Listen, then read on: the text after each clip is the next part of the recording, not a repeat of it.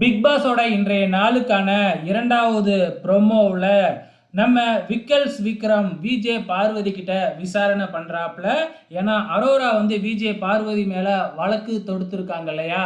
So day ஒன்னுல இருந்து கம்ருதீனும் அரோராவும் ஃப்ரெண்டா இருக்கிறாங்க.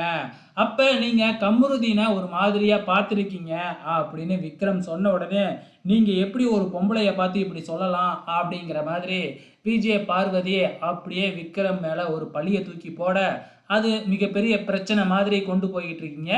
நீங்க தானே சொன்னீங்க என்னோட கம்ருதீன் அப்படின்னு.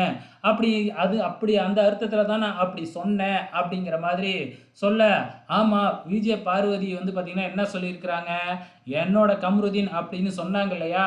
ஸோ அப்போ ஆசை வந்து தானே சொல்லியிருக்கீங்க அப்படிங்கிற மாதிரி விக்ரம் சொல்ல, ஸோ ஆனால் வந்து பார்வதி இது வந்து பெரிய அக்யூசியேஷன், என் மேலே வந்து என் பெண்மையே களங்கப்படுத்துகிறாங்க அப்படிங்கிற மாதிரி மறுபடியும் வந்து பார்த்திங்கன்னா உமன்ஸ் கார்டை தூக்குறாங்க.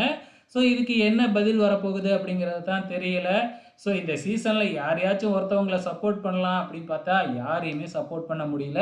அதுதான் இது வரைக்கும் போய்கிட்டு இருக்கு. உங்களோட கமெண்ட்ஸை மறக்காமல் இந்த வீடியோ கீழே கமெண்ட் பண்ணுங்கள்.